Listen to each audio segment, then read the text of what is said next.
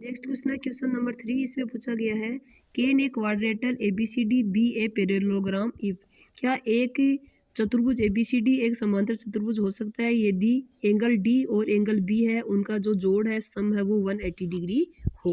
तो हम ये मान लेते हैं, मान लो कि ए बी सी डी ये एक क्या है पैरेललोग्राम है, तो एंगल बी और एंगल डी इनका सम 180, जबकि हमने ये पढ़ा है कि इसके जो आसन कोण होते हैं उनका योग 180 होता है, ये आमने सामने के कोण बराबर होते हैं। लेकिन ये जरूरी नहीं कि इनका योग 180 हो, पर ऐसा हो भी सकता है, हो सकता है इसके चारों जो एंगल है वो 90 डिग्री को, तो आमने सामने वाले कोणों का योग भी 180 हो जाएगा। कैन भी ऐसा हो सकता है बट नीड नॉट बी, पर जरूरी नहीं है कि ऐसा हो ही। सेकंड है A B equal to D C equal to 8 centimetre, ये ए बी है, ये डी सी, ये दोनों 8 सेंटीमीटर की हैं, पैरेललोग्राम में ऐसा होता है। आगे लिखा है ए डी है, ए डी 4 सेमी है, तो बी सी भी 4 सेमी होनी चाहिए, लेकिन इसमें क्या दिया बी सी 4.4 सेमी है, तो ऐसा नहीं हो सकता। In parallelogram opposite side are equal, लेकिन ये इसमें अपोजिट साइड है वो इक्वल नहीं है, क्योंकि ये तो इक्वल है लेकिन ये दोनों इक्वल नहीं है, इसलिए ऐसा पैरेललोग्राम पॉसिबल नहीं है।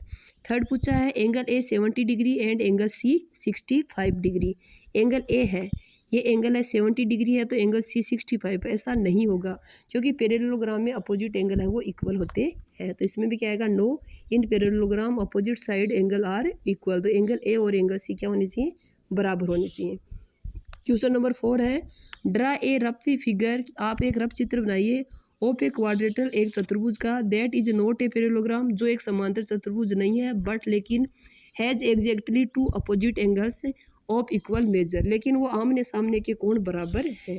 एक ऐसा चतुर्भुज जिसके आमने सामने के कोण बराबर हो लेकिन वो समांतर चतुर्भुज नहीं हो।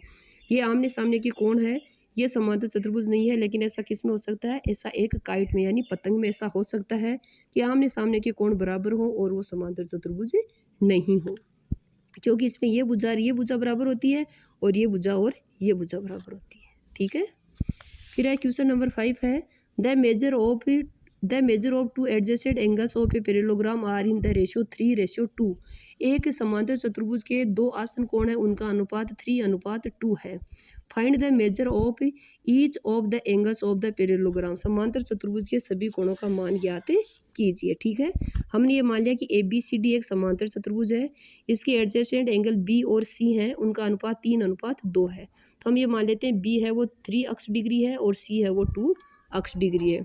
Late A B C D is a parallelogram such that measure angle B ratio measure angle C 3:2। Let माना angle B 3 x degree and angle C 2 x degree.